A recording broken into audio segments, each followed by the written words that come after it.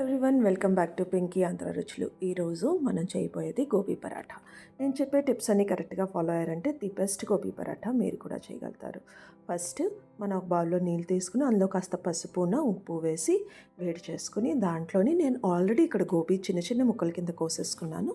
అది వేసేసుకుని ఇలాగ బాగా ఉడుకొచ్చాక ఉన్న నీళ్ళన్నీ తీసేసి ఒక పక్కన పెట్టేసుకుందాం. ఆ నీళ్ళన్నీ డ్రైన్ అయ్యే లోపల మనం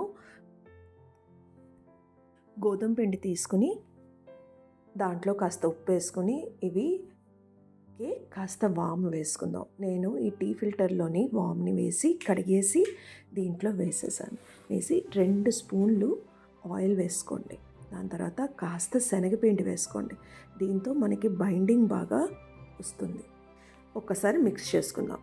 చాలా కొంచెం నీళ్ళు వేసుకొని కొంచెం గట్టిగానే మనం కలుపుకోవాలన్నమాట.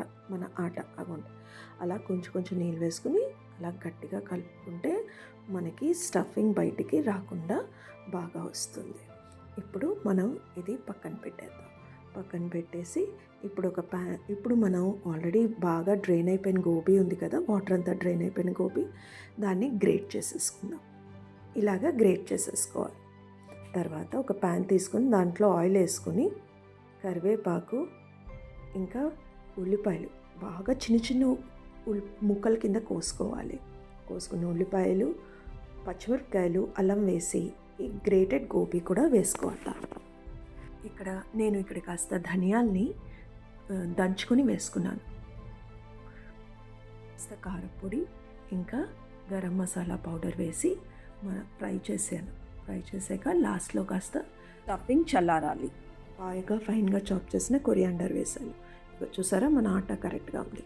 చిన్న పూరీల కింద చేసుకుని దాంట్లో మనం స్టఫ్ చేసుకుని ఇలాగా ఒకటి ఫోల్డ్ చేసుకుంటూ వచ్చి దాన్ని లాక్ చేయాలి. లాక్ చేసి ప్రెస్ చేసాక మన థంబ్ ఫింగర్ని మధ్యలో పెట్టి ఇలా రౌండ్గా రోల్ చేసామంటే మన స్టఫింగ్ ఈక్వల్గా స్ప్రెడ్ అవుతుంది. చపాతీ ఒత్తినప్పుడు అస్సలు ప్రెషర్ పెట్టకూడదు, మనం చాలా లైట్గా ఒత్తాలన్నమాట. నేను ఒత్తే లోపల do like, share and subscribe and comment. Thank you. చూసారా, ఎక్కడా కూడా నా స్టఫింగ్ అనేది లీక్ అవ్వలేదు, అంతా ఈక్వల్గా స్ప్రెడ్ అయింది. ఫీవర్ నడుస్తోంది కదా, అందరూ చూస్తున్నారా? మన పరాఠాస్ రెడీ. ఇప్పుడు మనం ఒక ప్యాన్ తీసుకుని దాంట్లో కాస్త నెయ్యి వేసుకుని దాని మీద ఒక్కొక్కటి వేసుకుని 2 పక్కల బాగా కాల్చుకోవాలి. ఇంకో సైడ్ కూడా నేను నెయ్యి వేసుకుని బాగా ఎర్రగా కాల్చుకున్నాక ఇదిగోండి మన గోబీ పరాఠా రెడీ. ఎవరైనా చేయొచ్చండి ఇలాగా, చాలా టేస్టీగా, చాలా బాగా వచ్చింది.